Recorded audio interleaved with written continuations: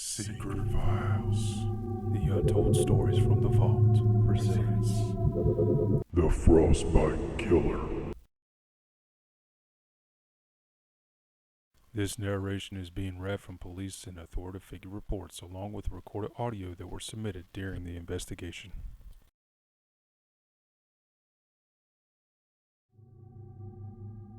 The first report was received and recorded by Officer Murphy in the winter of 1996. The location was in Bozeman, Montana. Officer Murphy states in his report, I responded to a 1031 call on Big Gulch Drive approximately 11:50 p.m. When I arrived at the scene, there was a pile of snow and ice blocking the driveway, and the wooden gated fence prevented me from entering the property. As I exit my vehicle in an attempt to make my way over the snow pile, I hear what appears to be a male screaming in pain.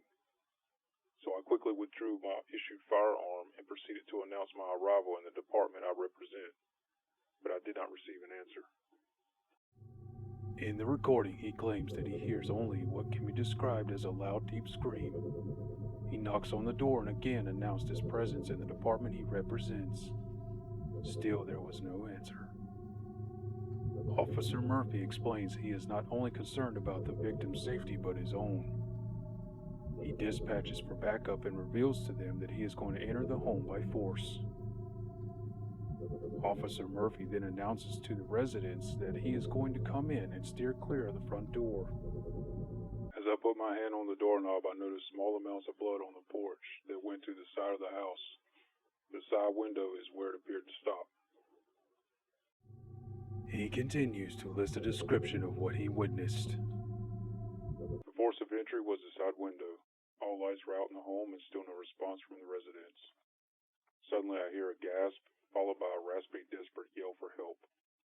I shine my light through the house and loudly stated my name and department I represent.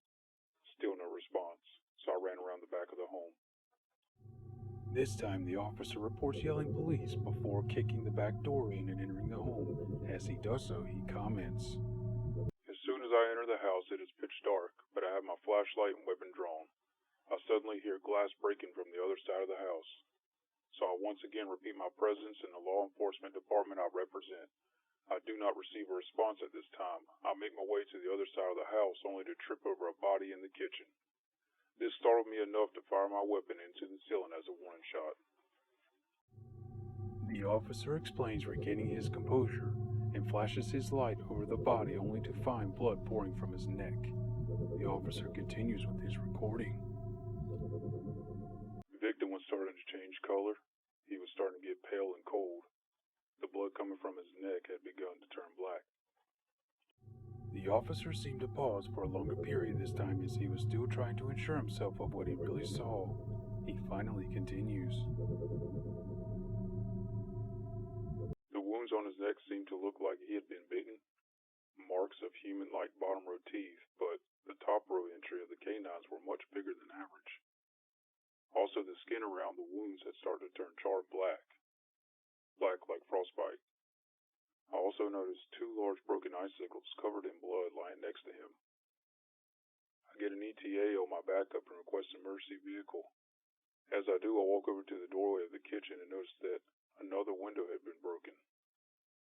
The location of the glass indicates it was the suspect's escape route. I request my backup to begin a perimeter search of the property for anyone suspicious in a 5-mile radius. Officer Murphy, with grief, explains that they did not find anyone within the distance he set around the property. Officer Murphy's backup met him at the victim's home and they managed to turn the power back on and begin collecting evidence.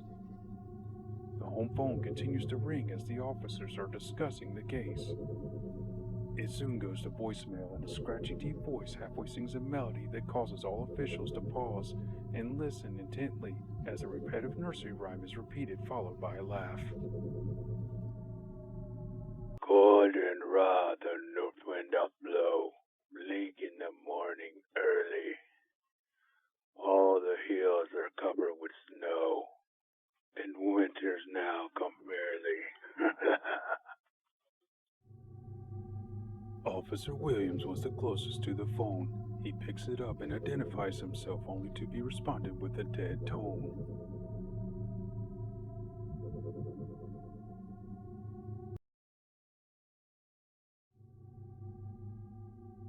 second report was received and documented by Sheriff Emma Smith in the winter of 2003.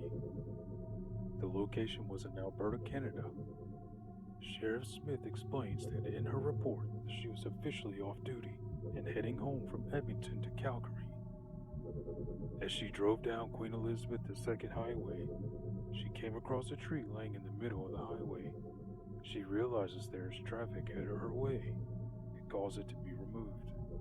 She reports redirecting traffic to avoid a jam or possible accident. 30 minutes later, a cleanup crew finally arrives. She continues her report by saying, I was more eager to get home and see my little girls at this point and decided to reroute to Highway 596. And that's when it happened. Sheriff Smith explains that it all happened within a split second. I was coming to an intersection when some dark figure that basically was a shadow at the time dodged across the road right in front of me, causing me to swerve on the icy road and lose control of my vehicle. Luckily, I was able to reduce the momentum with the emergency brake before plowing into a tree. The impact caused me to drift in and out of consciousness. A sharp pain in my wrist woke me momentarily. I cannot say for sure, but I remember seeing that dark shadow right next to me. My vision was so blurry, I did not get a good look at him. Just a dark, soft, round hat with a pointed top. One ice blue eye was all the light would allow me to see, for what I think were two large icicles coming out of his mouth that looked like fangs. She paused and almost began to shiver when she begins to repeat a melody she intensely remembers before going unconscious for the last time. Cold and raw, north wind doth blow, bleak in the morning early. All the hills are covered with snow, winter's now come fairly.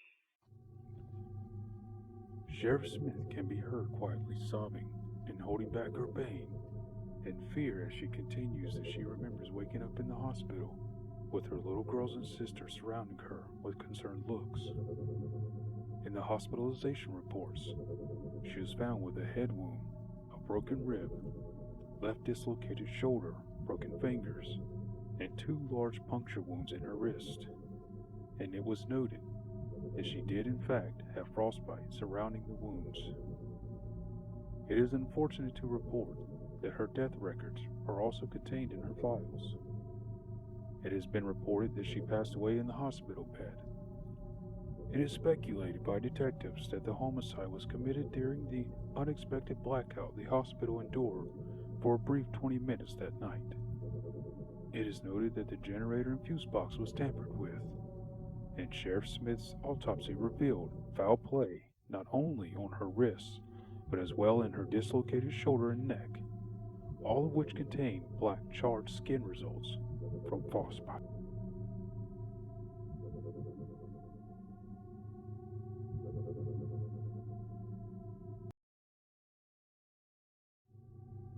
The third report was submitted by Officer Williams that took place in Mount Josephine, Minnesota in the beginning of winter 2006. Officer Williams responded to a 243 call around 5:30 p.m. When I arrived to the scene, EMTs were already loading up the victim. Officer Williams notes that he approached the victim's girlfriend who was in a horrified state and trying to enter the back of the EMT vehicle. He asked her if she could answer a few questions once they reached the hospital. She obliged. The emergency vehicle quickly left the scene, and Officer Williams focused his attention on the view of the mountains. He reports the entrance of the hiking trail containing an eerie scuffle of tracks and broken tree limbs. He quickly followed the trail in hopes of collecting some evidence before speaking with the victims. As he traveled the violently corrupted rigid trail, he notices a voice in the distance that sounds of someone singing. As he approached the depths of the trail, the wildlife that resides there began acting strangely as the song amplifies. He can now distinguish the words being dispersed vividly. Officer Williams repeats these words in his report. Cold and raw, the north wind doth blow, bleak in the morning early. All the hills are covered with snow, and winter's now come fairly. Officer Williams does not see the individual from which the song is coming from. So he calls out and announces his identification and the department he serves. He requests the individual to move towards his voice in hopes of speaking with a witness. Officer Williams lists that after his announcements the song stopped. He continues to call out. After a few moments of trying to reach the witness, the officer states it was time to head towards the hospital to get a statement from the victims. As he turns around, he is startled by a figure of a tall man wearing a round, soft hat with an almost pointed top, possibly a scarf's hat. The sun is setting, and the limited amount of sunlight only allows a brief description by Officer Williams.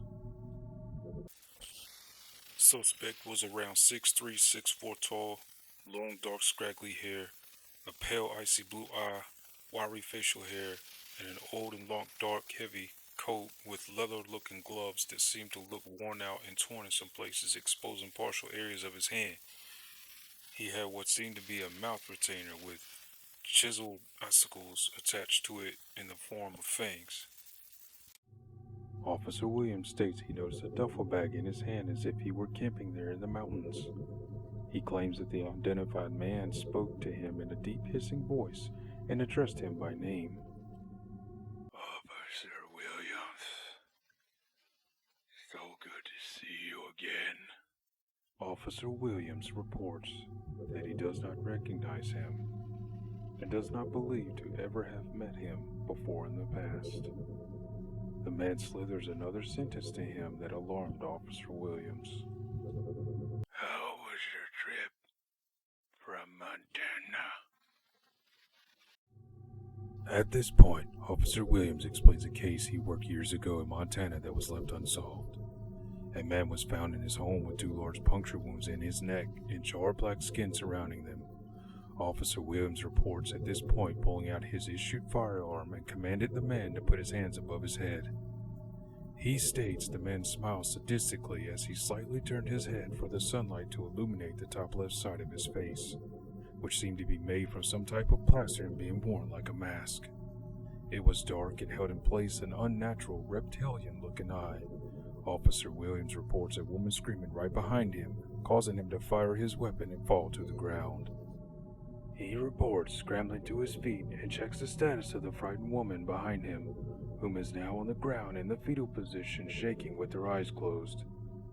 He turns to see that the man is gone, but his bag is on the ground with a small amount of blood splatter running down the sides of it. Officer Williams reports grabbing the duffel bag and checking on the woman for any injuries. She is a local who jogs the trail every day. She claims she left work late this time, so she was only going to jog the shorter trail before returning home before she ran into them. She unfortunately had no recollection of the assault that took place earlier and did not see where the suspect fled to. She was disturbed by the whole event and admitted that she would have her husband come pick her up because she did not feel well enough to drive. Officer Williams was leaving for the hospital to speak with the victims after dispatching an APB. Unfortunately, his squad car never left Mount Josephine. It's reported by his superiors that his car was found pinned headfirst into a tree at the entrance of the walking trail he examined earlier. In his possessions, they found his written report and notes, and a duffel bag in the back seat with blood splatter stains on it. Officer Williams was pronounced dead on sight. His autopsy reports revealed other injuries from the impact, along with 2 large entry wounds in his neck that had charred black skin around them, which was deemed to be the source of his murder. The duffel bag was submitted into evidence, which contained pictures of a deceased victim in Montana, the deceased sheriff from Alberta, Canada, and a picture of Officer Williams, as well as other pictures of other authorities. Located below all the pictures was an old crumpled note that read, "Cold and raw the north wind doth blow, bleak in the morning early. All the hills are covered with snow, and winter's now come fairly." The last piece of evidence submitted was the audio from Officer Williams that led to his death, along with a twisted and mangled retainer found in his right hand. The retainer was noted to have 6 sharp melting icicles frozen to them, with the canines being 4 inches in length while the remaining 4 were chiseled down to 2 inches in length. They were covered with dark red blood.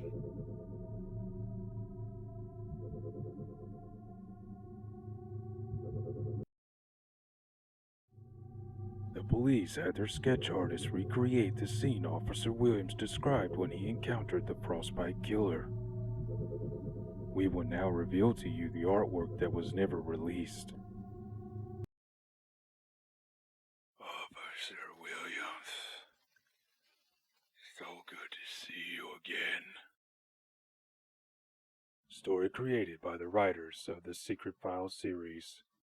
And we would like to give a special thanks for the artwork created by Emily Hall. Please subscribe to hear more untold stories from the vault.